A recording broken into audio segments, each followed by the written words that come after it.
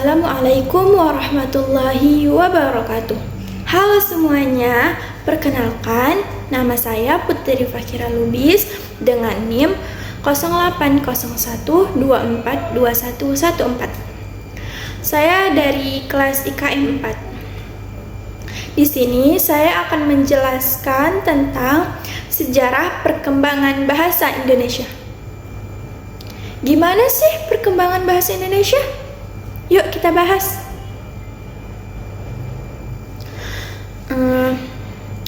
Dilansir dari situs Kemendikbud, bahasa Indonesia itu awalnya merupakan bahasa Melayu yang menjadi lingua franca atau bahasa perhubungan di Nusantara waktu itu.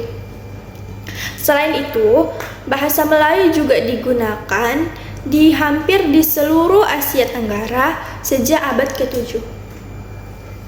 Pada zaman Sriwijaya, bahasa Melayu dipakai sebagai bahasa kebudayaan, yaitu bahasa buku pelajaran dalam agama Buddha.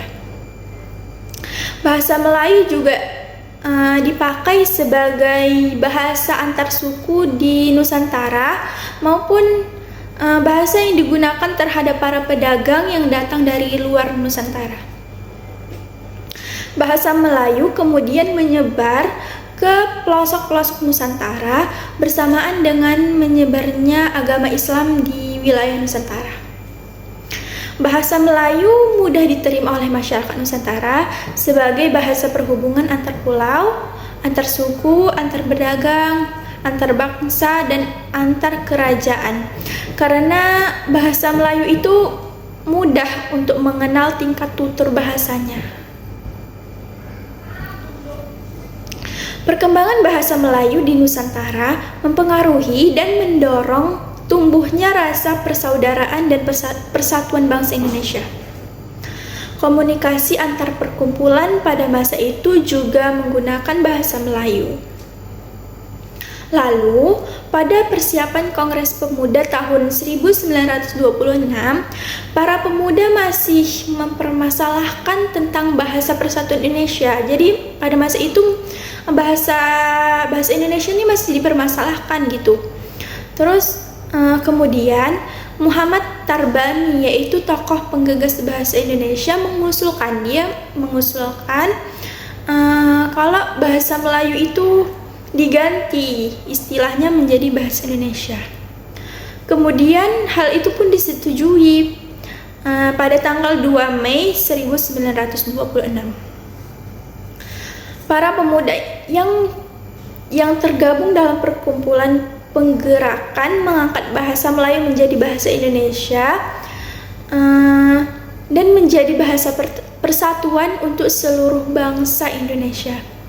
Hal ini ditandai dengan lahirnya Sumpah Pemuda pada tanggal 28 Oktober 1928. Jadi bahasa Indonesia itu bahasa Melayu diubah menjadi bahasa Indonesia itu disahkan pada tanggal 28 Oktober 1928 dan bertepatan dengan Sumpah Pemuda gitu.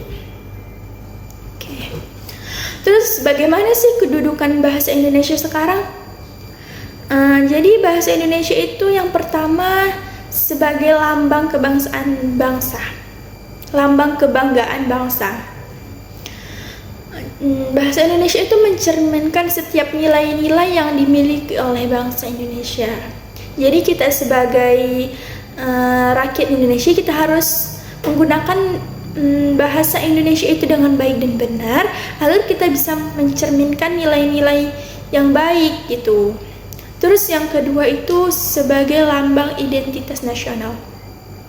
Bahasa Indonesia merupakan identitas ataupun jati diri dari penduduk.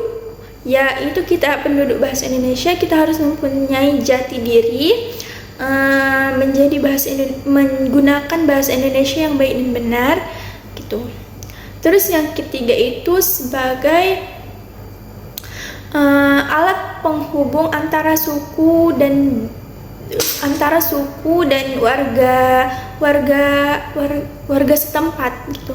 Warga Indonesia yang kan di Indonesia ini kan nggak cuman ada satu suku, ada banyak suku seperti suku Batak, suku Jawa, Melayu, Padang. Jadi kita kan nggak semua suku itu kita ngerti bahasanya. Jadi kita di Indonesia ini kita menggunakan bahasa Indonesia biar supaya kita bisa mengerti antara suku Jawa, suku Batak, suku Aceh gitu. Kita dalam berkomunikasi itu kita menggunakan bahasa Indonesia. Selanjutnya ada perkembangan bahasa Indonesia. Bahasa Indonesia telah mengalami perkembangan. Yang pertama itu sebagai bahasa pemersatu. Bahasa Indonesia itu diikrarkan pada Sumpah Pemuda tahun 1928, dan kini bahasa Indonesia itu telah menjadi bahasa pemersatu di dalam negara Indonesia ini, dan itu sudah diterima oleh masyarakat Indonesia dan telah digunakan oleh masyarakat Indonesia dalam menjalani kehidupan sehari-hari. Kita menggunakan bahasa Indonesia yang baik dan benar. Terus yang kedua sebagai bahasa resmi negara. Bahasa Indonesia menjadi bahasa resmi negara sejak ditetapkan pada pasal 36 Undang-Undang Dasar 1945 pada 18 Agustus 1945. Hal ini ditandai dengan pembacaan teks proklamasi yang menjadi fase awal bahasa Indonesia sebagai bahasa resmi negara. Terus yang ketiga sebagai bahasa internasional. Bahasa Indonesia kemudian berkembang sebagai bahasa internasional.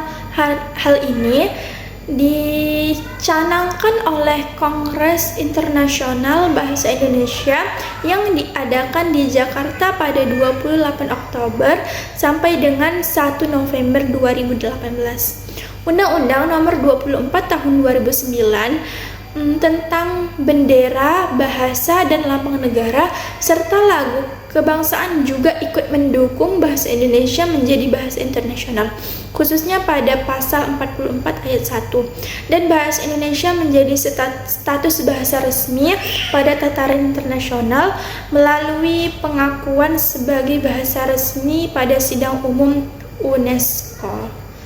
Mungkin sekian penjelasan dari saya. Saya akhiri dengan wassalamualaikum warahmatullahi wabarakatuh.